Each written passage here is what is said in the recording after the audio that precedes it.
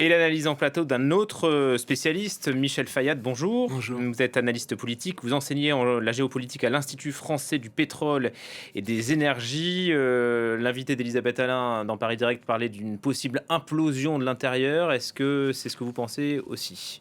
C'est un scénario qui est envisageable. Il est possible qu'il y ait certains gardiens de la Révolution qui, pour préserver leurs avantages économiques, puisqu'ils contrôlent 2 tiers de l'économie du pays, tentent une sorte de coup d'État pour renverser les mollahs, mais conserver le pouvoir. Ce serait une sorte de république islamique sans mollahs, un peu comme sur le modèle pakistanais ou un peu sur le modèle turc, c'est-à-dire un pouvoir militaire fort qui détient l'économie, mais sans les religieux. Mais ça resterait quand même islamique. C'est un scénario qui serait très mauvais pour la population qui, en réalité, rejette à la fois si vous voulez, les conditions économiques actuelles du pays. 90% de la population vit sous le seuil de pauvreté, mais aussi qui rejette aujourd'hui l'idéologie khomeiniste. On sait qu'aujourd'hui, les mosquées sont vides. Il y a un rejet vraiment, non seulement de l'idéologie khomeiniste, mais de plus en plus un rejet de l'islam en tant que tel. Donc, par rapport à tout ça, Mais l'élément ça serait concret, mal vu. excusez-moi, si on parle d'implosion du régime, ça voudrait dire quoi? Une capture du guide suprême? Une capture ou un assassinat du guide suprême. Et Ça serait l'élément phare déterminant? bien sûr, et puis peut-être aussi d'autres assassinats ciblés. Mais il faut voir, parce que jusqu'à maintenant, le scénario dont je viens de parler, ça fait longtemps qu'on en parle, en fait, qu'il y ait une possibilité d'un coup d'État à l'intérieur des gardiens de la Révolution contre les mollahs. Et On ça en c'est parlait déjà en juin. Ouais. exactement. Donc rien n'a été fait. Et en fait, je pense que Trump, pour le moment, essaye de temporiser pour mettre une pression maximale pour que ça se fasse. Et si ça ne se fait pas, alors là, il passera à la deuxième étape qui serait assassiner, je pense, Khamenei ou le capturer et d'autres personnes clés du régime pour provoquer la chute. Ça veut dire qu'il n'y aura pas de statu quo. Là, les Américains sont allés trop loin dans le déploiement de cette armada dans le golfe Persique pour qu'il ne se passe rien. Oui, vous savez, avec 300 millions de dollars de coûts par jour, on a déjà dépassé le milliard depuis le commencement du déploiement de l'armada de Donald Trump. Donc je pense que aujourd'hui, les Américains, effectivement, vont faire quelque chose. Donc soit ils utilisent cette armada pour faire pression en vue d'un coup d'État en interne, sachant qu'il y aura des conditions que les Américains poseront, comme par exemple la fin du nucléaire, par exemple la vente du pétrole peut-être aux Américains. Il y a le gaz. Un vrai revirement historique, ouais. Bien sûr, vous savez aussi que l'Iran, pardon, en plus d'être les quatrièmes réserves de pétrole au monde, sont les premières réserves de gaz au monde. Et ils disposent également, comme le Groenland ou le Venezuela, de métaux également stratégiques, comme le lithium et d'autres minerais et métaux qui sont très importants pour la transition énergétique et pour la transformation digitale. Et donc, qui intéressent Donald Trump.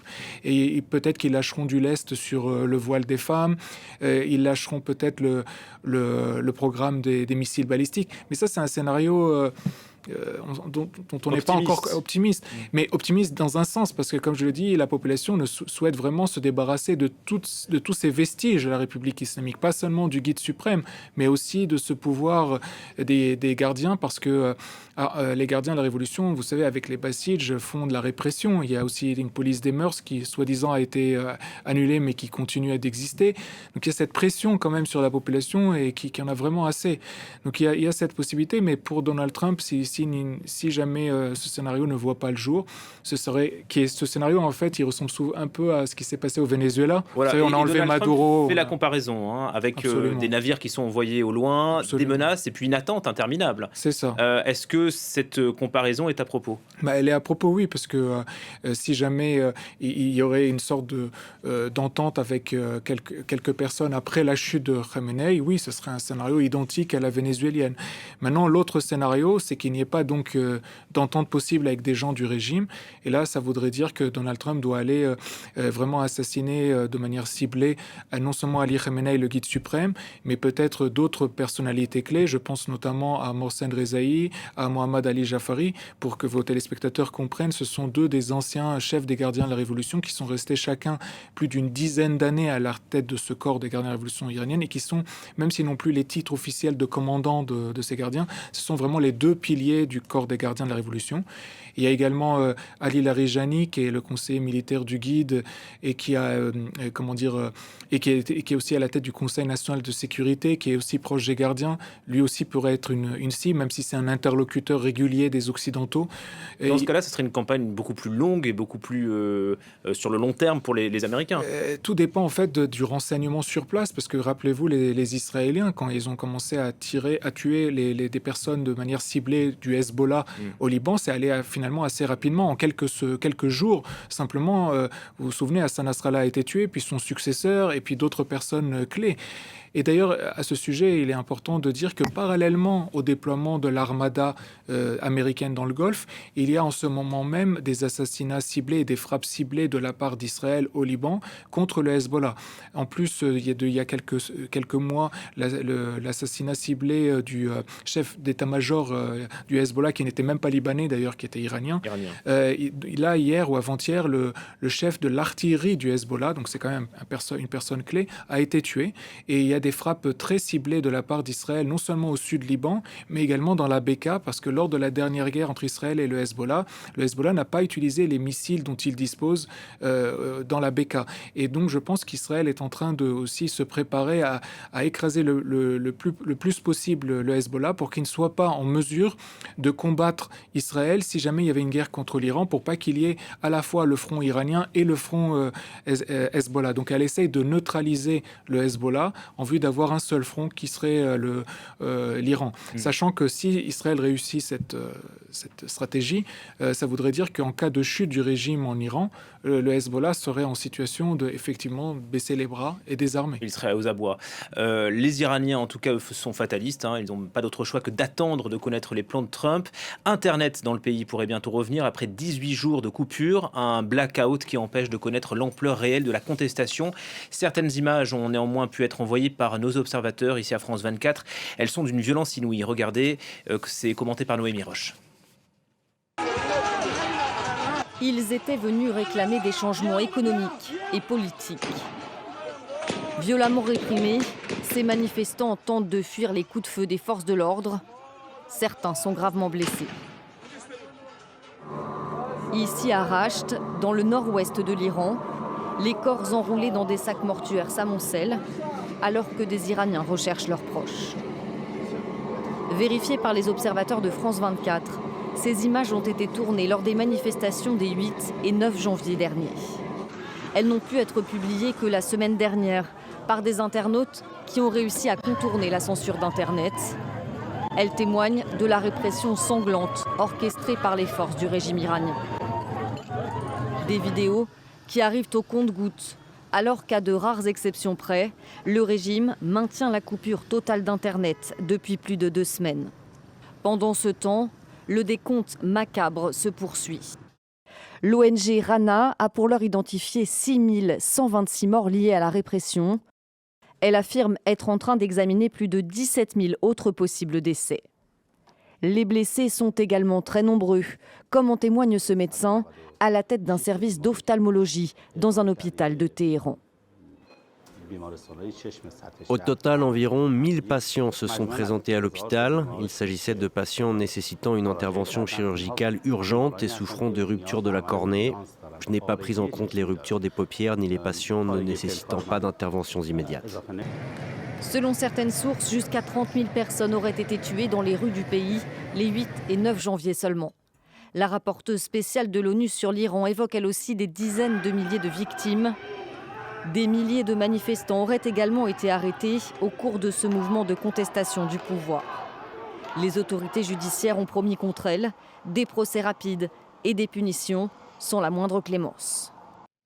Michel Fayad, Donald Trump disait il y a quelques jours, aux grandes heures de la contestation, qu'il regardait ce qu'il était en train de se dérouler en Iran et il regardait de près aussi la répression en cours. Il parlait de ligne rouge en gros. Est-ce qu'il peut lier son intervention au nombre de morts? On parle de 30 000, 40 000 morts selon les sources. Oui, bien sûr. Et puis il y a les images aussi qui commencent à arriver. On sait que, vous savez, lui a annoncé comme quoi le régime lui avait promis de ne pas procéder à de nouveaux assassinats.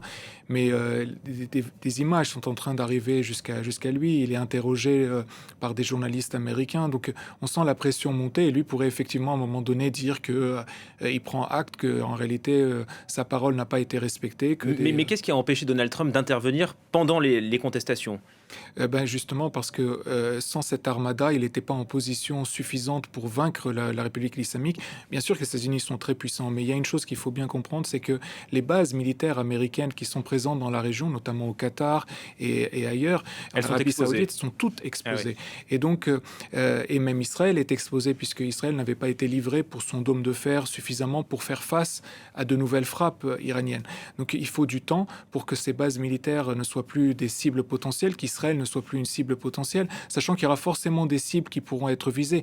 Ne serait-ce que par exemple au Liban, vous avez la plus grande ambassade des États-Unis au monde. Elle a coûté $1 milliard pour être construite. C'est une cible très simple pour le Hezbollah. Il y a également l'ambassade, le consulat américain en Irak. Vous savez, ils avaient déjà été attaqués lors du premier mandat de Trump, ce qui avait conduit Trump à assassiner Soleimani. L'autre menace, c'est peut-être aussi la fermeture du détroit d'Ormuz en cas d'intervention américaine. 20% du commerce, la consommation mondiale qui transite par ce détroit, ça pourrait être une menace, pas seulement pour les États-Unis. Oui, ça serait une grande menace aussi pour la Chine. Mm. Parce que là, vous parlez du pétrole, mais il y a aussi le gaz. Parce que le gaz qatari, 77 millions de tonnes de gaz naturel liquéfié en sortent également du détroit d'Ormuz.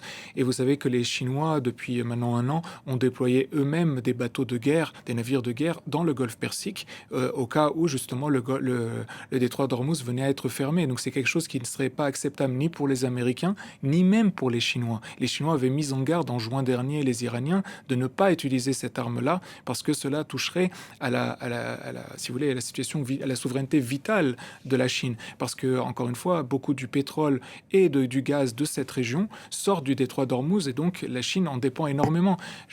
Quand même, aujourd'hui, la Chine est en partie coupée du Venezuela, en partie coupée de l'Iran, en termes de pétrole. Et donc, la Chine a besoin du pétrole saoudien, la Chine a besoin du gaz qatari, sinon elle dépendrait complètement de la Russie. Donc on sent quand même que la Chine, en fait, ne souhaite pas du tout la fermeture de ce détroit d'Ormuz. Ça veut dire que les Iraniens ont toutefois des moyens de pression Oui. contre cette intervention américaine. On sait quoi de leur défense, leurs moyens de défense? Est-ce qu'elle a été affaiblie après la guerre des 12 jours avec Israël et les Américains? Bien sûr qu'ils ont été affaiblis. Leur puissance, le programme nucléaire a reçu quand même une grosse frappe, si vous voulez. Mais en termes de missiles balistiques, ils sont capables de produire très rapidement des missiles balistiques. Ils sont capables également de construire très rapidement des drones, les drones Shahed et autres. Et on sait que en fait, cette intelligence iranienne, vous savez, cette compétence, cette qualité qui est les sciences, le côté technique, les ingénieurs iraniens, malheureusement, avec le régime islamique depuis 1979, l'a mis essentiellement au service du secteur de la défense. Donc, ils produisent énormément, ils sont très compétents, ils développent des armes extrêmement sophistiquées, et en cela, ils sont dangereux. Mais il y a une chose, il y a un maillon faible dans tout ça pour l'Iran aujourd'hui, c'est qu'il y a cette double faillite à la fois si vous voulez, économique et sociale et idéologique, islamo-religieuse, politico-religieuse, parce que et si vous voulez, cette double faillite, ce double échec rappelle beaucoup la fin de l'Union soviétique en 1991, où l'Union soviétique avait tenu pendant des décennies et des décennies, parce que ces deux aspects n'étaient pas réunis. Aujourd'hui, et puis finalement était tombé donc en 91 avec ces deux aspects qui étaient réunis. Aujourd'hui en Iran, les deux aspects sont enfin réunis, et il y a une chose qui a changé aussi par rapport à juin, c'est qu'en juin, le Reza Pahlavi n'était pas majoritaire sur le terrain, n'était pas réclamé par tous les Iraniens. Le fils de l'ancien Shah. Le fils de l'ancien Shah. Mais aujourd'hui, force est de constater qu'il est réclamé par une majorité de gens dans la rue, qui, je pense, n'est pas forcément devenu monarchiste, mais a compris qu'aujourd'hui, pour convaincre les Occidentaux d'intervenir, il faut se réunir à travers une figure alternative, quitte ensuite, au moment de la transition, faire d'autres choix, mais pour qu'il y ait clairement une proposition faite aux Occidentaux. Merci infiniment Michel Fayad de nous avoir expliqué, éclairé, enseignant à l'Institut français du pétrole et des énergies. Donald Trump qui